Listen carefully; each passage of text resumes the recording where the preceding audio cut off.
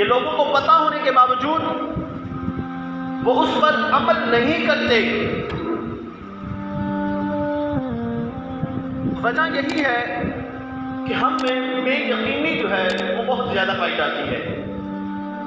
آج ہم غیروں کے بتائے ہوئے طریقوں پر تو عمل کر لیتے ہیں،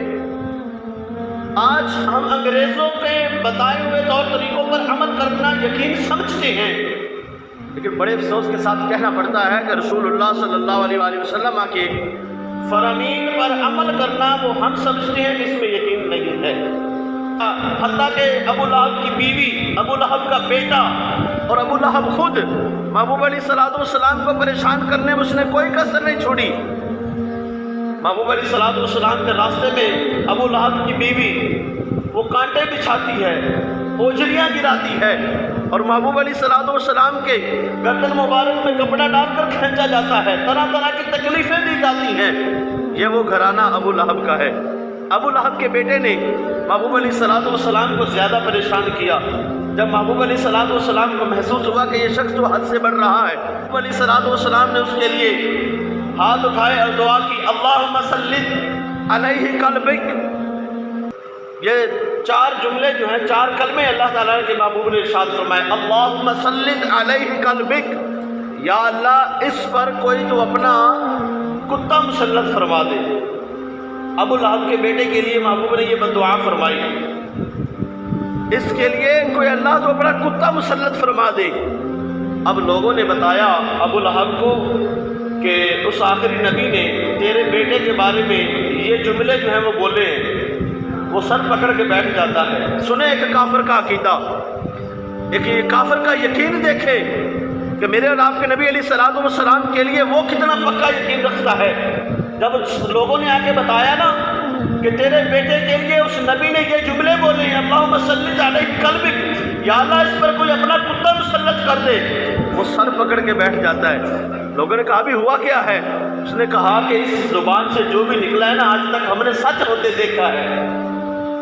اور اب جو اس نے محبوب علیہ السلام نے ارشاد فرمایا یہ جملے نکلے ہیں، تو اب میرا بیٹا ہلاک ہو گیا، وہ نہیں بچ سکتا۔ اب وہ ہلاک ہو گیا۔ دن گزرتے گئے، ایک دفعہ وہ ابو لہب کا بیٹا کسی غرض سے وہ سفر کے لیے جاتا ہے، تجارت کی غرض سے یا کہیں جانے کے لیے۔ وہ جب سفر کے لیے جاتا ہے تو ابو لہب نے ساتھ میں غلاموں کو بھیجا کہ میرے اس بیٹے کو اکیلا نہ چھوڑنا، میرے اس بیٹے کا سفر میں خیال رکھنا، اس کو اکیلا نہ چھوڑنا۔ رات ہو گئی کہ کسی جگہ پہ جا کر اسی قافلے نے پڑاؤ ڈالا، قیام کیا، رات کو سو رہے ہیں، تو اللہ تعالیٰ کا کرنا کیسا ہوا، ایک شیر آ جاتا ہے، اور شیر آتا ہے، دیکھے کہ رسول اللہ کے گستاخوں کو شیر بھی پہچان رہا ہے۔ اس شیر نے آ کر پورے قافلے والوں کے منہ دیکھے، ان کے منہ سونگے، حالانکہ وہ ابو لہب کا جو بیٹا تھا وہ عین قافلے کے درمیان میں سویا ہوا تھا، کیونکہ ابو لہب نے کہا تھا کہ میرے بیٹے کا خیال رکھنا، تو انہوں نے درمیان میں اس کو سلایا ہوا، سائڈوں میں وہ دوسرے غلام اور نوکر جو ہے وہ سوئے ہوئے ہیں۔ شیر آیا تو وہ سارے کا چہرہ دیکھتا دیکھتا عین درمیان میں آیا، اسی گستاخ رسول کو وہاں سے اٹھایا اور اٹھا کر جا کر سائڈ میں لے جا کر اس کو چیر پھاڑ کے رکھ دیا۔ جب صبح اٹھے نا دیکھا کہ ابو لہب کا بیٹا کہاں ہے، پریشان ہو گئے کہ ہمارے مالک نے تو ہمیں کہا تھا کہ میرے بیٹے کا خیال رکھنا، لیکن ہم خیال نہیں رکھ سکے۔ چنانچہ جب خبر پہنچی ابو لہب کو کہ تیرے بیٹے کو رات کسی جانور نے آ کر چیڑ پھاڑ ڈالا ہے، وہ مار دیا اس کو، تو اس نے کہا یہ تو ہونا ہی تھا، تم مجھے آج بتا رہے ہو نا، مجھے اس دن ہی پتہ چل گیا تھا جب رسول اللہ نے کہا تھا اللہم سلط علیہ قلبک، یا اللہ اس پر کوئی اپنا کتا مسلط فرما دے۔ مجھے اسی دن پتہ چل گیا تھا کہ اب میرا بیٹا جو وہ زندہ نہیں رہے گا، وہ چند دن کا مہمان ہے، تم آج مجھے بتا رہے، میں تو پہلے ہی جان گیا تھا یہ مرے گا ہی مرے گا۔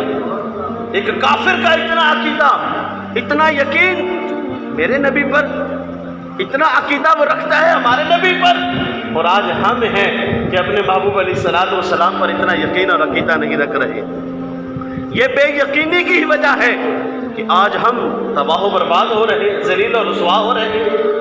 آج ہمیں پریشان کیا جا رہا ہے،